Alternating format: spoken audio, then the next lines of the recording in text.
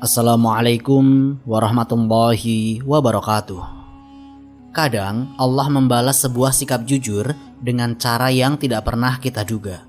Bukan sekedar rizki, tapi penegasan bahwa Allah melihat setiap pilihan sulit yang kita ambil ketika tidak ada siapapun menjadi saksi. Kisah Abu Dujanah ini adalah salah satu bukti paling jelas. Ketika seseorang memilih halal meski lapar, pintu langit terbuka tanpa syarat. Semoga Allah menjadikan kita hamba-hamba yang kuat memegang kejujuran, tegar menjaga halal, dan tidak tergelincir oleh godaan yang tampak kecil namun berbahaya. Semoga setiap langkah kita diberkahi, setiap keputusan dipandu cahaya iman, dan setiap rizki yang datang membawa ketenangan bukan beban. Amin, amin ya rabbal alamin.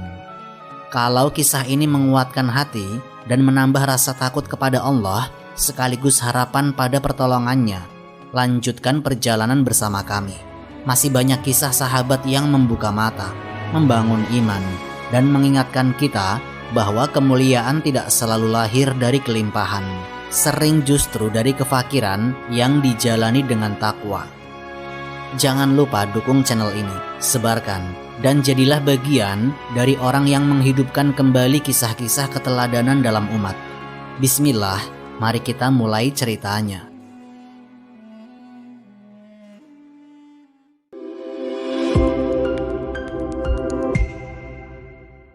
Abu Dujanah dan kebiasaannya yang membingungkan.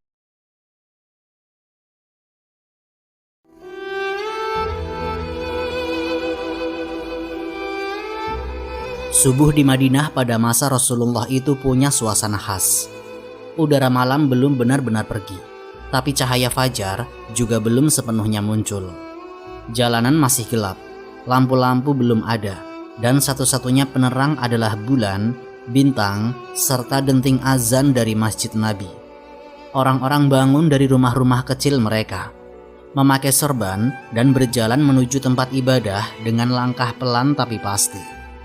Di antara mereka, ada seorang laki-laki yang tidak pernah terlambat. Namanya Abu Dujanah. Beliau bukanlah tokoh besar dalam peperangan, bukan pula orang yang dikenal kaya atau terpandang. Tapi kalau bicara soal hasil didikan Rasulullah, dialah contohnya. Orang-orang mengenalnya sebagai sosok yang miskin, sederhana, tapi punya hati yang bersih. Beliau jauh dari riya, tidak suka menonjolkan diri, dan hidupnya lurus, wara, hati-hati, dan jarang bicara kecuali perlu. Yang menarik, beliau selalu hadir lebih awal dari sahabat lain. Bahkan dalam beberapa riwayat, saat azan saja belum selesai, Abu Dujanah sudah duduk di shaf pertama. Orang-orang yang lewat sering melihatnya duduk menunggu, punggungnya tegak, tangannya di atas lutut, seolah beliau tidak pernah benar-benar lelah. Ada sahabat yang pernah bilang, kalau bukan karena azan belum dikumandangkan, aku kira Abu Dujanah tinggal di masjid. Tapi ada satu hal yang membuatnya banyak sahabat heran. Heran sampai-sampai mereka saling bisik-bisik. Setiap kali sholat subuh selesai, Rasulullah biasanya duduk sejenak. Beliau berzikir, mengajarkan doa, memberi sedikit nasihat, atau memimpin zikir pagi. Para sahabat pun duduk di sekitar beliau, mendengarkan dengan tenang. Ini bagian yang paling ditunggu, karena para sahabat tidak ingin melewatkan momen bersama Nabi. Namun Abu Dujanah berbeda. Begitu salam kedua selesai, beliau langsung bangkit. Tidak menoleh, tidak duduk, tidak ikut zikir, tidak menunggu Nabi. Beliau langsung keluar masjid. Kadang langkahnya cepat, kadang pula seperti berlari kecil. Tidak sempat menyapa siapapun. Bagi yang melihatnya untuk pertama kali, perilaku ini memang agak aneh.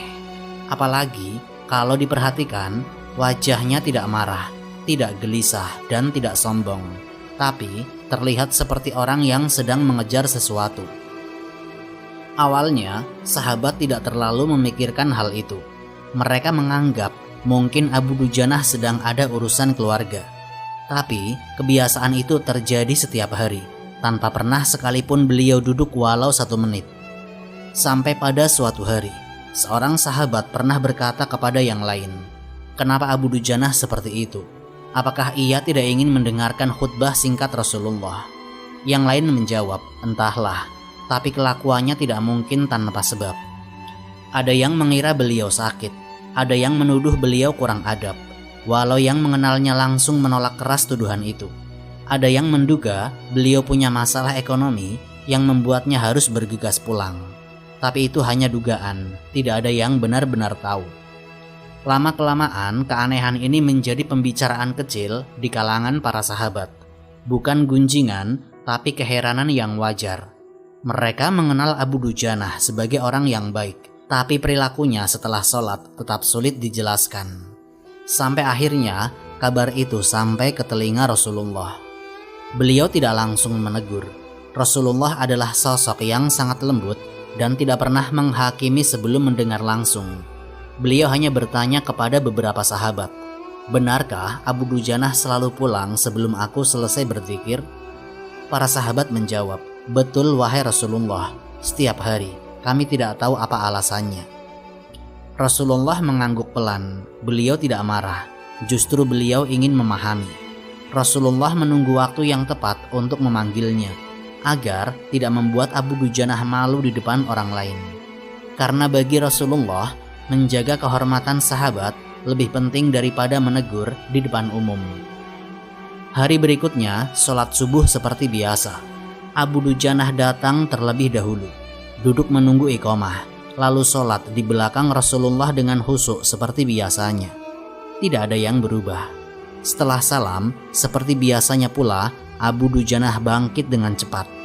Tapi kali itu, Rasulullah memanggilnya sebelum beliau sempat keluar masjid. Nada suara beliau lembut, tidak keras, tapi cukup untuk menghentikan langkah seseorang yang sangat menghormati beliau. "Wahai Abu Dujanah, kemarilah." Di titik inilah kisah ini bergeser, bukan lagi tentang seorang sahabat yang terburu-buru, tapi tentang rahasia besar yang ternyata beliau sembunyikan.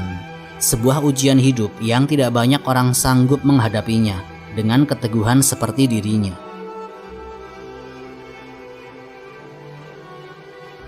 Rahasia subuh Abu Dujanah dan air mata anak yang lapar.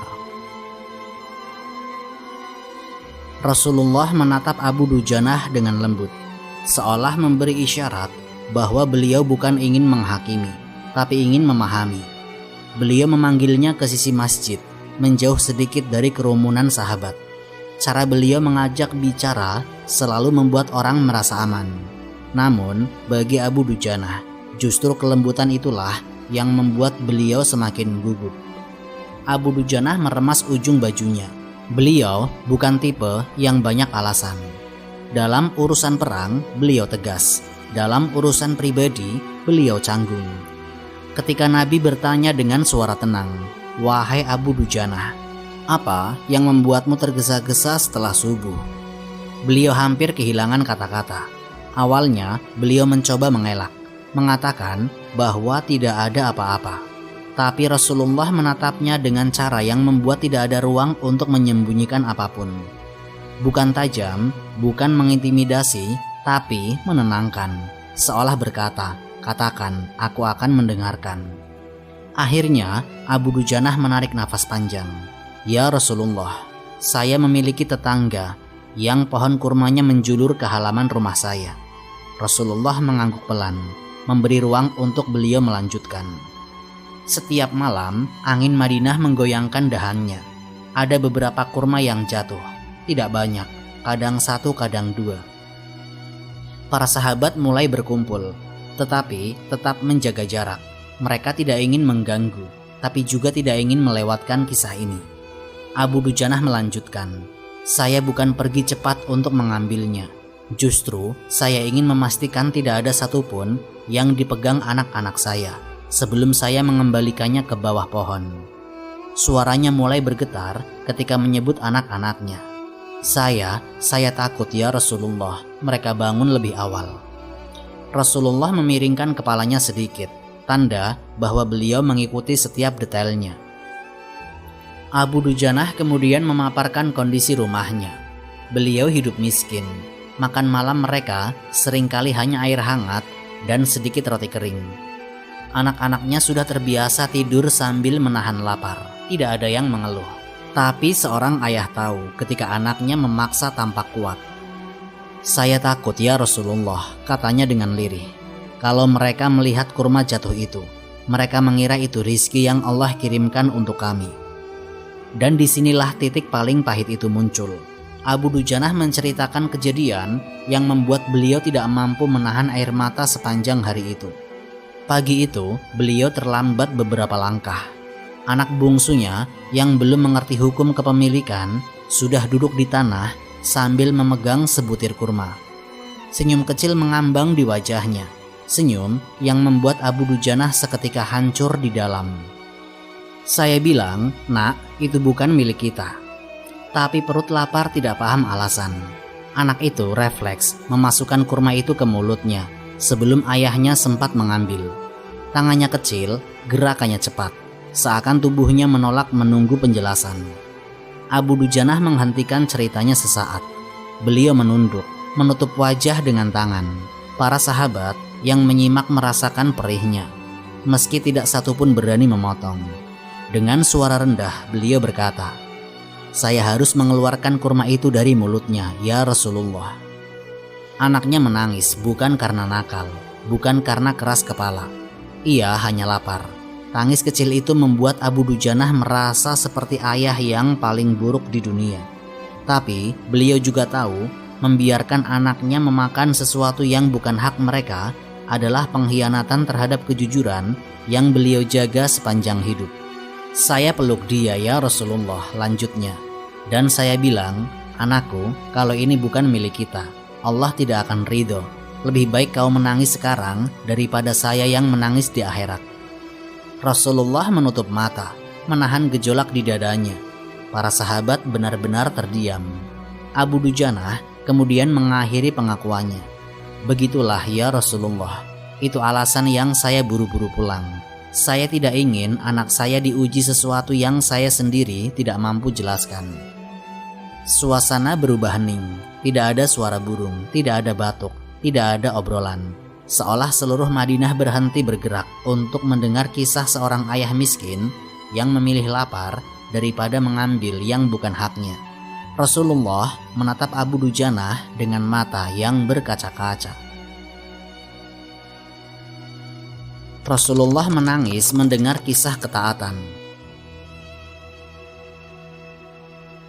Rasulullah menunduk cukup lama. Di sekitar beliau, para sahabat bisa melihat bagaimana dada beliau naik turun lebih cepat dari biasanya. Ketika akhirnya beliau mengangkat wajahnya, mata beliau sudah basah. Air mata itu turun bukan hanya 1-2 tetes, tetapi deras sampai pipi beliau terlihat berkilat. Tubuh Rasulullah bergetar kecil. Ini bukan tangisan biasa. Ini adalah tangis seseorang yang merasakan beratnya perjuangan umatnya. Terutama ketika yang berjuang adalah seorang sahabat sederhana yang tidak pernah membuat dirinya mencolok. Para sahabat saling pandang, tidak siap melihat pemandangan seperti itu. Mereka tahu Rasulullah sangat penyayang, sangat mudah tersentuh oleh amal-amal yang tulus. Tapi kali ini intensitasnya berbeda. Tangis itu seperti menembus suasana masjid dan membuat semua orang merasakan rasa perih yang sama. Abu Dujanah yang duduk di depan beliau tampak semakin mengecil, bukan karena takut, tetapi karena tidak enak telah membuat Rasulullah menangis. Beliau menunduk, kedua tangannya gemetar. "Wahai Rasulullah, maafkan aku bila ceritaku membuatmu sedih." Rasulullah tidak langsung menjawab. Beliau mengusap matanya dengan ujung jari, menarik nafas dengan dalam, lalu memegang telapak tangan Abu Dujanah dengan lembut. Sentuhan itu membuat suasana berubah. Ada ketenangan yang tiba-tiba menyelimuti majelis. "Abu Dujanah," suara beliau parau karena habis menangis. "Ketakwaanmu lebih berat daripada gunung Uhud." Terdengar desahan nafas para sahabat. Mereka tahu itu bukan kalimat ringan. Rasulullah lalu melanjutkan, "Engkau menjaga keluarga dari sesuatu yang haram, meski engkau sendiri dalam keadaan sempit. Engkau menahan diri bukan karena takut kepada manusia, tetapi karena takut kepada Allah. Tidak ada yang lebih mulia dari keteguhan itu." Abu Dujanah mengangkat wajahnya, matanya merah, bibirnya bergetar. "Aku hanya ingin anak-anakku makan yang halal, wahai Rasulullah." Rasulullah mengangguk. Dan engkau telah melakukan sesuatu yang bahkan banyak orang tidak sanggup melakukannya ketika diuji dengan kemiskinan. Ketahuilah, Allah melihat semuanya, kata Rasulullah. Beliau menepuk bahu Abu Dujanah 2 kali. Isyarat itu cukup membuat hati sahabat itu yang tadinya berat berubah menjadi lebih lapang. Setelah memberi waktu agar suasana sedikit mereda, Rasulullah mengubah nada suaranya menjadi lebih tegas. Ini bukan tegas marah, tapi jelas, lugas, seperti pemimpin yang hendak mengambil keputusan. Abu Dujanah, tanya beliau, siapa pemilik pohon kurma itu? Abu Dujanah tampak ragu. Beliau tidak ingin menjelekkan orang lain. Wahai Rasulullah, beliau tetanggaku. Siapa namanya? Tanya Rasulullah pelan namun tegas. Abu Dujanah akhirnya menjawab, ia seorang lelaki yang dikenal masyarakat. Ia mengaku bagian dari kaum muslimin, tapi orang-orang tahu sifatnya tidak mencerminkan iman. Orangnya kikir, tamak, dan sering memperkeruh keadaan. Banyak yang berkata, ia termasuk mereka yang hatinya tidak tulus. Rasulullah langsung memahami. Para sahabat juga sudah bisa menebak siapa yang dimaksud. Lelaki itu memang punya reputasi yang tidak menyenangkan. Tidak sampai pada kategori pengkhianatan besar, tapi jelas seseorang yang keras kepala, licik secara halus, dan paling tidak mau rugi meskipun soal kecil. Dan karakter seperti itu di masa itu seringkali terkait dengan sifat-sifat kemunafikan. Namun Abu Dujanah tetap berhati-hati menyebutkan identitasnya. Beliau tidak menambah-nambahi apapun. Beliau menyebut fakta seperlunya, sesuai apa adanya. Rasulullah diam sebentar, seolah memproses semua itu. Beliau lalu berkata dengan nada sedih, celakalah seseorang yang rezekinya melimpah, tapi hatinya sekeras batu. Tidak peduli tetangganya lapar, tidak peduli anak-anak orang lain menangis. Itu bukan akhlak orang beriman. Para sahabat mengangguk pelan, mereka tahu maksud beliau. Suasana majelis kembali hening ketika Rasulullah menyeka sisa air matanya. Beliau memegang lengan Abu Dujanah sekali lagi. Kali ini lebih mantap. Aku akan menyelesaikan masalah ini, kata beliau. Engkau telah menjaga amanah. Kini biarkan aku yang berbicara dengan pemilik pohon itu. Para sahabat saling berpandangan. Sebagian mulai berbisik pelan. Rasulullah ingin langsung berinteraksi dengan orang tersebut. Ini bukan sekedar urusan kurma lagi. Ini menyangkut akhlak, keadilan, dan bagaimana Islam memperlakukan orang miskin yang menjaga kehormatan diri. Abu Dujanah tampak cemas. Wahai Rasulullah, jangan membuat beliau marah. Aku tidak ingin terjadi pertengkaran. Rasulullah menepuk bahunya. Tidak ada pertengkaran. Aku hanya ingin memastikan hakmu terjaga. Di titik ini, para sahabat tahu sebuah keputusan Nabi akan segera terjadi. Keputusan yang mungkin tampak kecil, tapi sebenarnya mencerminkan bagaimana Islam memperlakukan orang yang menjaga halal dengan sangat ketat. Majelis pun berakhir dengan suasana yang campur aduk, haru, hormat, dan penasaran. Semua menunggu bagaimana Rasulullah akan menangani lelaki munafik itu. Transaksi 10 kali lipat dan keserakahan terbongkar. Keesokan harinya, Rasulullah tidak menunda. Beliau meminta salah satu sahabat untuk memanggil pemilik pohon kurma yang dahannya menjulur ke rumah Abu Dujanah. Nama orang itu bukan rahasia di Madinah, bukan pula tokoh yang disegani. Beliau lebih dikenal karena sifat kikirnya, banyak hitung-hitungan, dan selalu mencari celah untuk keuntungan pribadi.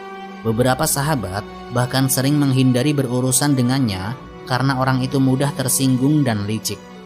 Ketika ia dipanggil ke hadapan Rasulullah, wajahnya menunjukkan campuran gugup dan penasaran.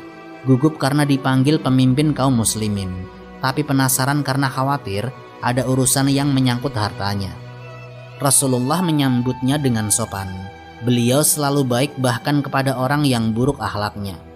Aku ingin berbicara tentang pohon kurmamu, ujar Rasulullah. Lelaki itu langsung siaga. Ada apa dengan pohon itu, wahai Rasulullah? Nada suaranya menunjukkan ia tidak sepenuhnya hormat. Para sahabat yang hadir mengerutkan dahi, tapi Rasulullah tetap tenang. Aku ingin membeli pohon itu, kata Rasulullah lugas. Aku ingin engkau menjualnya kepada kami." Beberapa sahabat terkejut. Mereka tahu maksud Nabi, yaitu menyelesaikan masalah Abu Dujanah dengan cara paling bersih dan terhormat. Tidak memaksa, tidak merampas, tidak menghinakan siapapun. Namun, si lelaki munafik ini langsung melihat kesempatan untuk menekan harga. Matanya menyempit, ekspresinya berubah seperti pedagang yang mencium cuan besar. "Pohon itu milik keluargaku sejak lama," katanya yang dibuat-buat. "Aku tidak akan menjualnya kecuali dengan harga tinggi." Rasulullah tidak tersulut emosi. "Sebutkan saja harganya." Lelaki itu berpikir singkat, lalu menyebutkan angka yang membuat para sahabat saling pandang. 10 kali lipat harga normal pohon kurma dengan ukuran dan jenis seperti ini. Harga yang tidak masuk akal. Bahkan jika pohon itu sedang berbuah lebat, nilainya tidak akan mencapai 1/10 dari jumlah yang ia minta. Nadanya jelas menantang. Ia ingin Rasulullah mundur. Ia ingin menunjukkan bahwa ia tidak mudah didikte. Lebih buruk lagi, ia ingin memanfaatkan kesempatan untuk mendapatkan keuntungan yang memalukan. Namun, justru ada kejadian yang tidak terduga. Sebelum Rasulullah sempat menjawab, Abu Bakar Asy-Siddiq yang hadir di majelis itu langsung berkata, "Aku yang akan membayarnya." Tidak ada keraguan dalam suaranya, tidak ada tawar-menawar. Abu Bakar seperti biasa, lebih cepat memahami maksud Rasulullah daripada orang lain. Lelaki munafik itu sampai terkejut. Ia kira akan ada debat panjang, ia kira akan ada tekanan agar ia menurunkan harga. Tapi ini, tawaran gila yang ia lontarkan ternyata langsung diterima. Sayyidina Abu Bakar segera memerintahkan untuk membawa uang besar yang diminta. Para sahabat lain memperhatikan bagaimana khalifah masa depan itu merogoh hartanya tanpa ekspresi berat. Baginya, harta dunia tidak pernah bernilai jika dibandingkan dengan ketenangan hati seorang mukmin yang menjaga agamanya. Setelah uang diserahkan, lelaki munafik itu menghitungnya dengan wajah berbinar. Cara menghitungnya saja sudah menggambarkan bagaimana hatinya. Setiap keping ia balik, ia tekankan dengan jarinya, seolah ingin memastikan tidak ada satupun yang kurang. Ketika ia selesai, ia menyodorkan tangan seolah baru saja melakukan transaksi yang merugikan pihak lawan. "Baik, mulai sekarang pohon itu milik Abu Bakar atau siapapun yang kalian kehendaki." Rasulullah tersenyum kecil, lalu menoleh kepada Abu Bakar. "Wahai Abu Bakar, aku akan menggantikan hartamu ini.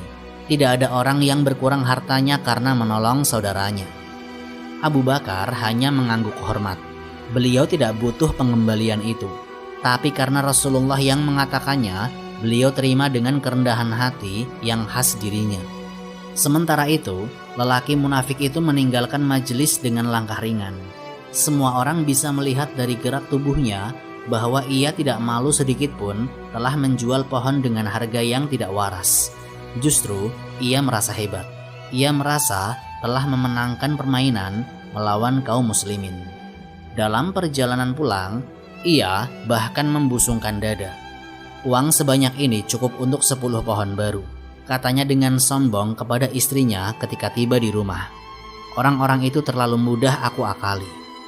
Istrinya terkejut melihat kantong uang yang penuh. Dari mana semua ini? Ia menceritakan bahwa ia menjual pohon kurma kepada Rasulullah dengan harga 10 kali lipat.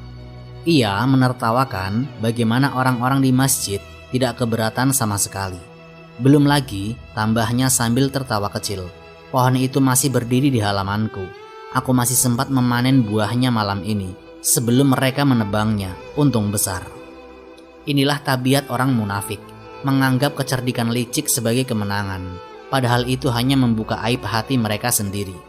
Di rumah-rumah para sahabat, kabar transaksi itu menyebar dengan cepat. Ada yang geleng-geleng kepala melihat harga yang diminta. Namun, mereka lega karena urusan itu telah selesai. Mereka percaya bahwa Rasulullah pasti sedang merencanakan sesuatu yang akan mengembalikan hak Abu Dujanah. Pohon yang berpindah dan kemenangan orang yang menjaga halal. Malam itu Madinah tenang. Udara gurun yang hangat berubah perlahan menjadi dingin ketika larut semakin masuk. Orang-orang telah kembali ke rumah masing-masing. Kabar tentang transaksi Abu Bakar dan lelaki munafik itu sudah mereda, tapi rasa penasaran tetap tersisa. Semua menunggu bagaimana kelanjutan urusan pohon kurma tersebut. Namun, tidak ada yang membayangkan bahwa Allah akan menutup kisah ini dengan cara yang sama sekali berada di luar jangkauan manusia. Lelaki munafik itu yang tadi sore begitu bangga dengan keberhasilannya, akhirnya pergi tidur setelah menyusun rencana konyol. Bangun lebih awal sebelum fajar, memanjat pohon kurmanya, dan memanen buah yang tersisa sebelum pihak Rasulullah datang mengambil pohon itu. Ia tertawa sendiri membayangkan keuntungan berlapis, uang yang tidak wajar dari Abu Bakar, dan buah kurma yang bisa ia klaim sudah terlanjur dipanen. Namun pada malam itu sesuatu terjadi. Tidak ada suara, tidak ada riak angin besar, tidak ada manusia yang menyentuhnya. Tapi di halaman rumah Abu Dujanah, tepat sebelum fajar, para tetangga mendengar suara sangat halus seperti tanah yang bergeser. Ketika matahari belum terbit, salah satu tetangga Abu Dujanah melihat sesuatu yang mustahil. Sebuah pohon kurma yang sebelumnya tidak ada, kini berdiri tegak persis di samping dinding rumah Abu Dujanah. Bentuknya, daunnya, arah condong batangnya, semua sama dengan pohon milik lelaki munafik itu. Bedanya, pohon ini tumbuh tanpa bekas galian. Tidak ada tanah yang bolong, tidak ada jejak akar yang baru ditanam, seolah sejak awal memang berdiri di sana. Berita itu cepat menyebar, dan sebelum matahari benar-benar naik, halaman rumah Abu Dujanah sudah dipenuhi orang-orang yang penasaran. Di sisi lain kota, lelaki munafik itu terbangun dengan semangat besar. Ia mengambil keranjang kecil dan keluar menuju halamannya. Namun, langkahnya terhenti setelah hanya beberapa meter. Ia mengucek mata, memastikan ia tidak salah lihat. Pohonnya hilang. Benar-benar hilang. Tidak hanya pohonnya, bahkan lubang bekas akar pun tidak ada. Tanahnya rata, bersih, seolah tidak pernah ditumbuhi apapun. Ia memutari halaman 3 kali. Ia mengintip ke halaman tetangga kiri, kanan, dan belakang. Tidak ada tanda pohon itu ditebang. Tidak ada potongan batang. Tidak ada daunnya berserakan. Ketika akhirnya ia sadar apa yang terjadi, wajahnya langsung pucat. Ia menggerutu, marah, dan berteriak tanpa arah. Tapi orang-orang yang mendengar tidak ada yang menanggapi. Tidak ada yang mau terlibat lebih jauh dengan orang semacam itu. Sementara ia mengamuk, suasana di rumah Abu Dujanah justru sangat berbeda. Saat Abu Dujanah bangun untuk menunaikan sholat subuh, beliau melihat banyak orang berdiri di depan rumahnya. Beliau sempat bingung. Namun begitu beliau keluar dan melihat pohon kurma itu, beliau langsung terdiam. Tidak ada kata yang bisa beliau keluarkan. Istrinya yang mendengar keributan kecil di luar, ikut keluar sambil menggendong anak bungsu mereka. Ketika beliau melihat pohon itu, air matanya jatuh begitu saja. Anak-anak Abu Dujanah yang sebelumnya selalu kelaparan, memandang pohon itu dengan tidak percaya.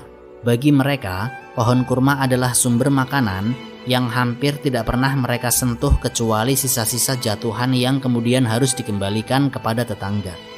Sekarang, pohon itu berdiri tepat di halaman rumah mereka, penuh buah, halal, dan menjadi milik mereka sepenuhnya. Abu Dujanah memeluk anak-anaknya satu persatu.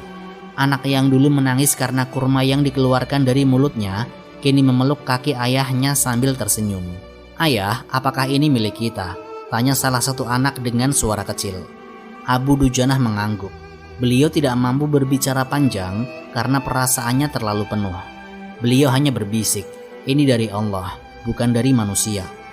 Istrinya menutup wajahnya sambil menangis. Tangis bahagia yang jarang terdengar di rumah mereka. Para tetangga yang ikut menyaksikan ikut haru. Mereka tahu betul bagaimana keluarga kecil ini hidup dalam kesederhanaan yang sangat berat. Mereka tahu bagaimana Abu Dujanah menjaga amanah, menjaga halal, menjaga kehormatan dirinya meski perut keluarganya sering kosong. Salah seorang tetangga berkata, "Beginilah balasan untuk orang yang takut kepada Allah." Sahabat yang hadir kemudian mendatangi Rasulullah untuk melaporkan kejadian itu. Rasulullah tersenyum lega. Beliau tidak terkejut karena beliau tahu ketika seseorang menjaga agama dengan sebenar-benarnya, Allah akan membuka jalan dengan cara yang tidak pernah disangka manusia. Beberapa sahabat berkata satu sama lain bahwa ini bukan sekedar perpindahan pohon. Ini adalah pengumuman dari langit. Pesan besar bahwa kemuliaan tidak datang dari banyaknya harta, tapi dari bersihnya hati dan keteguhan menjaga diri dari yang haram. Abu Dujanah berdiri di bawah pohon itu sepanjang pagi. Ia menyentuh batangnya. Ia memandang anak-anaknya yang memanjat ranting bawah dengan penuh sukacita. Ia merasakan beban hidupnya yang selama ini berat seakan diangkat oleh tangan yang tidak terlihat. Dan di tengah suasana itu, beliau berkata lirih pada dirinya sendiri, setiap kesulitan pasti ada jalan keluar. Tapi jalan keluar itu datang bagi orang yang tidak mengorbankan agamanya untuk kenyamanan sesaat. Inilah kisah panjang tentang pohon kurma, kejujuran, dan balasan Allah. Kisah seorang sahabat miskin tapi kaya iman. Seorang ayah yang rela melihat anaknya menangis demi menjaga kehalalan. Dan balasan dari Allah yang bukan hanya berupa pohon, tetapi kelapangan rizki, ketenangan hati, dan kemuliaan yang tidak bisa dibeli dengan uang sebanyak apapun. Itulah kemenangan orang yang menjaga halal. Itulah kemenangan Abu Dujanah. Wallahu a'lam bishawab. Semoga kisah ini memberikan manfaat dan menjadi pengingat bagi kita semua untuk terus memperbaiki diri serta meningkatkan ketaatan kepada Allah Subhanahu wa Ta'ala. Lebih dan kurangnya mohon dimaafkan. Yang benar datangnya dari Allah Subhanahu wa Ta'ala. Khilaf atau keliru itu datangnya dari saya pribadi sebagai manusia biasa. Sampai jumpa di kisah-kisah inspiratif berikutnya. Akhirul kalam. Wassalamualaikum warahmatullahi wabarakatuh.